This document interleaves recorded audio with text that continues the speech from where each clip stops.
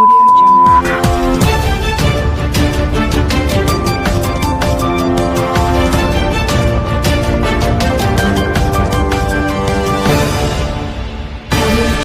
अफ़सोसनाक ख़बर कुंभ शहर में गोपांग बिरादरी में हलंदड़ पुरानी तकरार तां रिटायर पुलिस एहलकार इमदाद गोपांग संदस पुट इमरान गोपांग मथा हमलो फायरिंग गोली लगन सबब इमदाद गोपांग मारिजी वियो। संदस पुट इमरान ऐं रस्ते सां वेंदड़ नींगर ज़ख़्मी। खौफ़ में कुंभ शहर मुकम्मल बंद।